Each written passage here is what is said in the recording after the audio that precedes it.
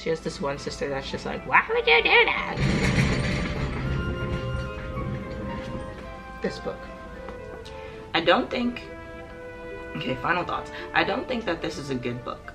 So this is my June TBR. Alright, good morning. It is Tuesday, June 17th, 10 in the morning. So far today I've worked, I've gotten some work done, I've done laundry, it's folded and put away. And the only priorities on my list today are to finish cleaning my floors and to grab a few more pantry items. Like I need flour so I can make myself some bread and pastries. And I need like maple syrup because I just used the last of my maple syrup to make this beautiful big bowl of oatmeal that I'm about to consume. It is brown sugar and maple syrup, as well as an apple and a half and some cinnamon. And I'm gonna eat that while I finish listening to, I'm listening to an audio, listening to this audiobook right now. I do have a copy of this book on my shelf, but I just picked it up because I also had it in my Audible library. And I'm actually halfway through. I've got 3 more hours left. And at first I was like, I hate this book, but as it's going on, I'm low-key like relating to both of the main characters, and it's kind of pissing me off, but I like it at the same time. It's a really good, cushy, cozy book to like listen to get out of a reading slump, which is great.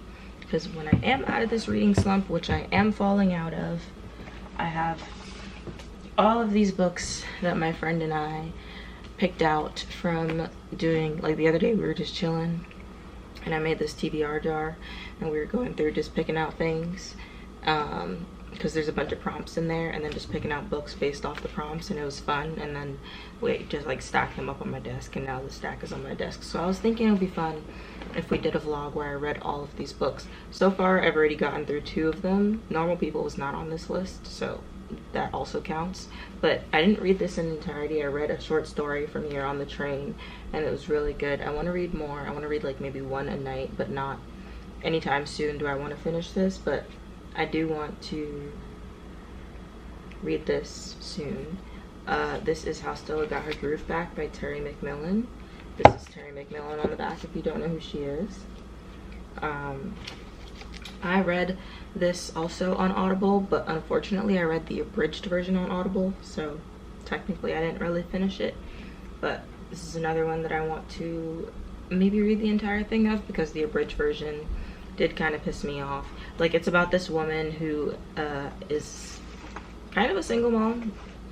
I guess she's a single mom. She has a son, and she's tired of like being a mom and like living adult life, and just wants to like have a good time. So she decides to like book a solo trip to Jamaica, and everyone's just like, her sisters are some haters. She has this one sister that's just like, why would you do that? And the one sister is like down with being a wife and a mom and like loves her kids, and then the other sister is like carefree and is like, yes, you go, you live your truth, you go be happy, you do your thing. And she goes to Jamaica. She's not looking for like love or anything. Like I said, she went by herself. She wants to just have a grand old time and like live it up, and she does. She falls in love, and the book precedes her falling in love with not only herself. But that was another one that I finished this past week, but I'm still going to continue reading. It's also part of this stack. I also have Go Tell It on the Mountain by James Baldwin. I do have the audio version for this as well, so I might listen to that too. But either way, I'm still gonna flip through it because I have this copy. And then also on my TBR, I have The Personal Librarian. I do believe that this is about, yeah, a woman who was the personal librarian to a rich white man, and she was black. She was the personal librarian to J.P. Morgan. I'm going to assume J.P. Morgan of Chase Bank, but this might be historical fiction. Yeah, it says historical novel on the back. But I thought that this was really cool, and I want to read that. I think it's also written in epistolary form, which is nice. I also have Things Fall Apart by Chinua Achebe. I've already read this book in high school for required reading, and I love this book. It's really good. It's sad.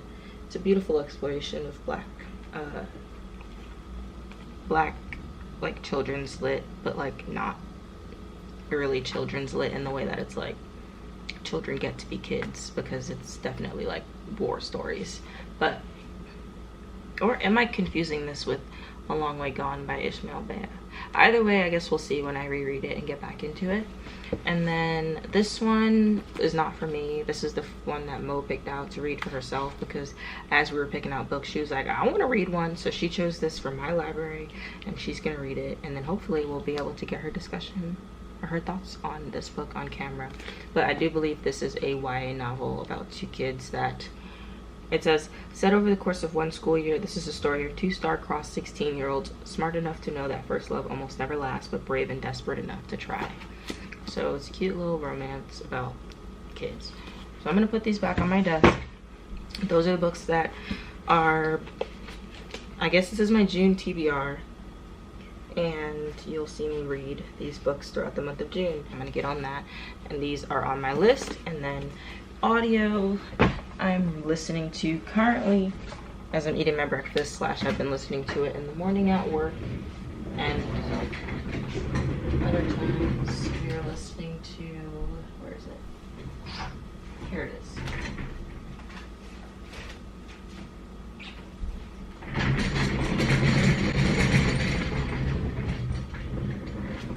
This book. Adding this to the pile. So I don't really know how far along I am in the physical copy. Oh yes, I'm way past here. So this is 164. I guess I'm almost done with this. I guess I'm pages away from the end. But I don't really have a desire to read the physical copy. Maybe one day, because I do like the story, I will pick it up again and reread it, like on the train as a quick, again, like I'm doing now.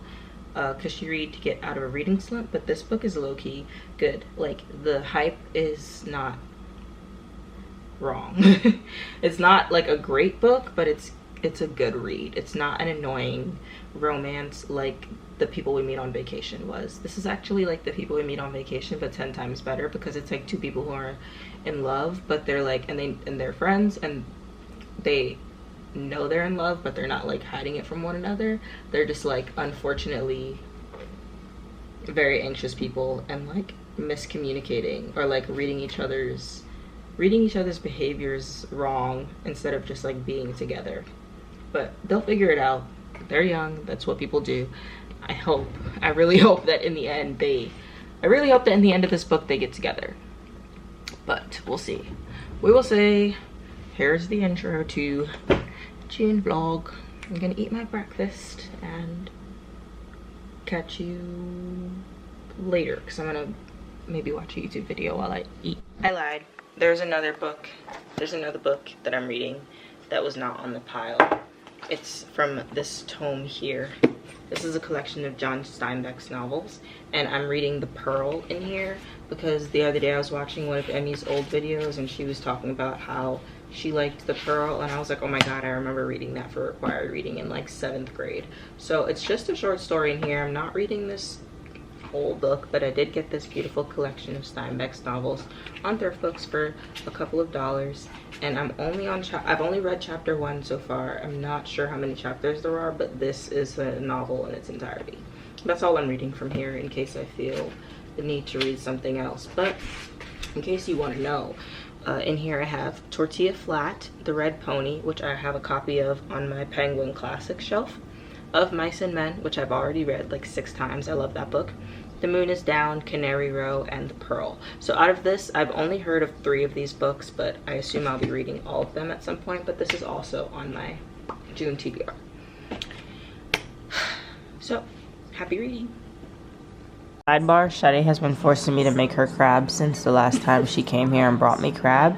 And so I made her this crab with ramen, and it's huge. As you can see, it's like half the size of my, what is this, a 4-quart pot? Or 8-quart or 10-quart. But this is so seasoned. And Shadi, what do you think? She said it is spectacular. It's really hot. Like, temperature-wise, I can't open it because my hands are hot.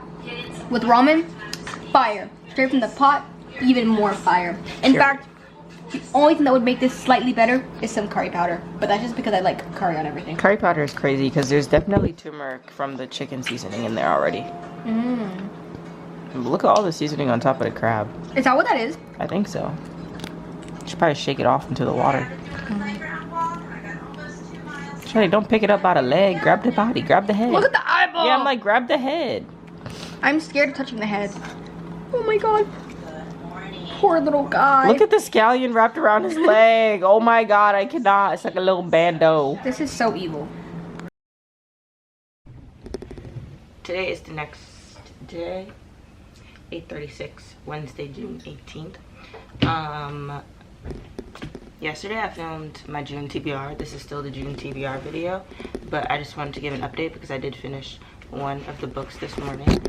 Content or trigger warning before you read this book. There is domestic abuse, suicide, sex scenes, and possibly other things. So look it up before you read it. This one, I was listening to the audiobook.